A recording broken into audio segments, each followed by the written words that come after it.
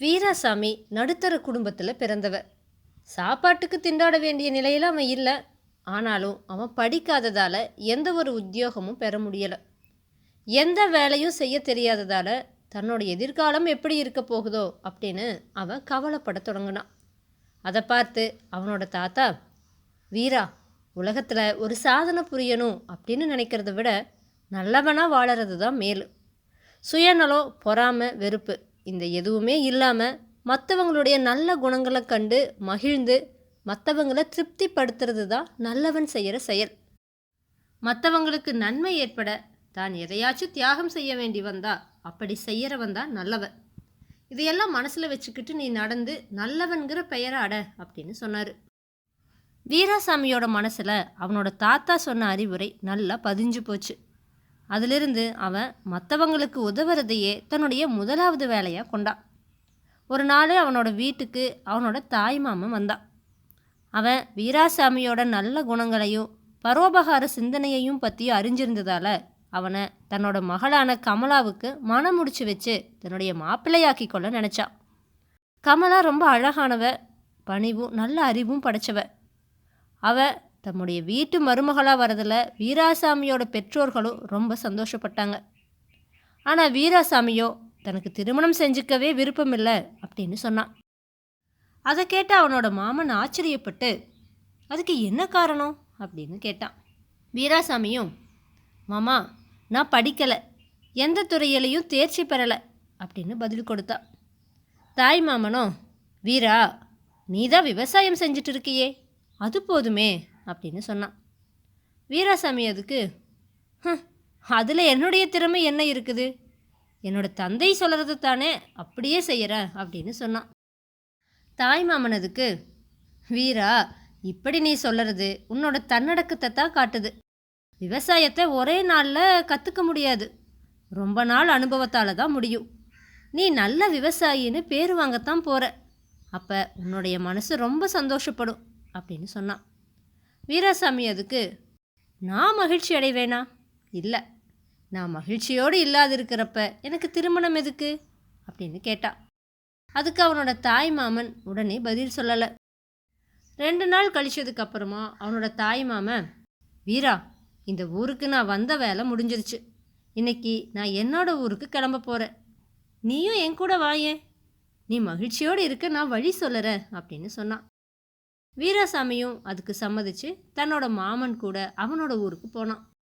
கமலா ரொம்ப சுறுசுறுப்பாக எல்லார்கிட்டவும் சிரித்து பேசி எல்லாரையும் மகிழ்விப்பதை பார்த்துட்டு தானும் அப்படியே இருக்கணும்னு வீராசாமி தீர்மானிச்சுக்கிட்டான்.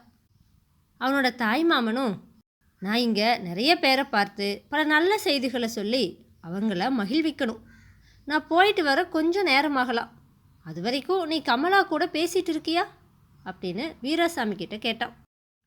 கமலா அப்பா, நானும் உங்கள் கூட வரேன், அத்தானையும் நம்ம கூடவே அழைச்சிட்டு போகலாம் அப்படின்னு சொன்னான். வீராசாமியும் அவங்க கூட சேர்ந்து போனான். தெருமுனைக்கு போனப்ப அங்கே ஒரு சின்ன பையன் திருன்னு முழிச்சிட்டே நின்றுட்டு இருந்தான். அதை பார்த்த கமலா, என்ன கண்ணா, ஏன் இப்படி முழிச்சிட்டு இருக்க அப்படின்னு கேட்டான்.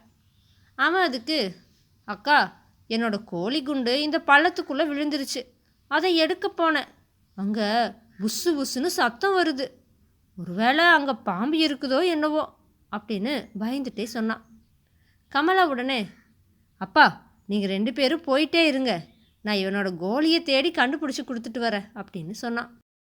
அவளோட அப்பாவும், நீ எப்போவுமே இப்படித்தான் அப்படின்னு சொல்லிட்டே வீராசாமி கூட முன்னாடி போனான்.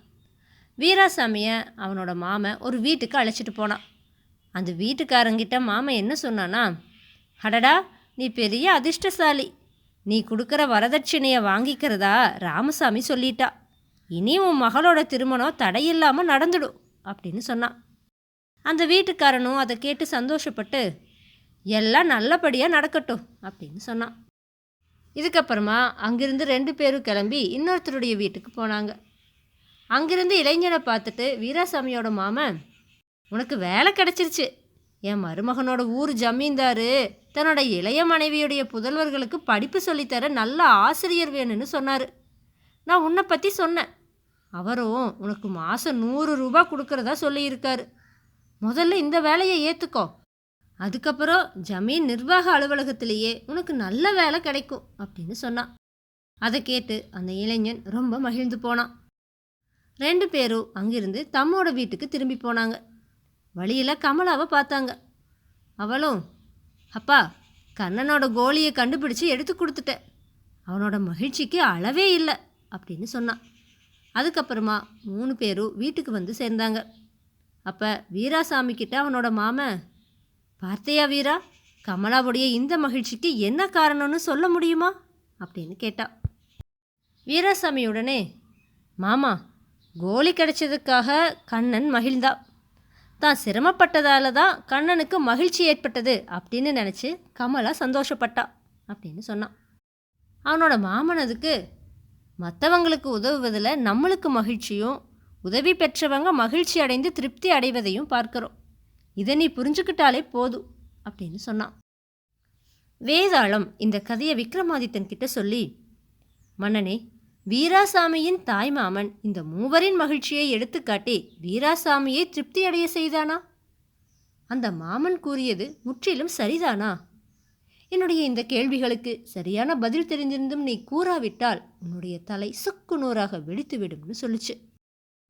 இதை கேட்ட விக்ரமாதித்தன் வேதாளத்துக்கிட்ட, வேதாளமே, வீராசாமியின் மாமன் உலக அனுபவம் பெற்றவன், மனிதர்களின் மனப்போக்கை நன்கு அறிந்தவன். எனவே 3 எதிர்பாராத உதவி கிடைத்ததும் 3 அதனால் தமக்கு ஏற்பட்ட நன்மைகளை கண்டு மகிழ்ந்து திருப்தி அடைந்தார்கள்.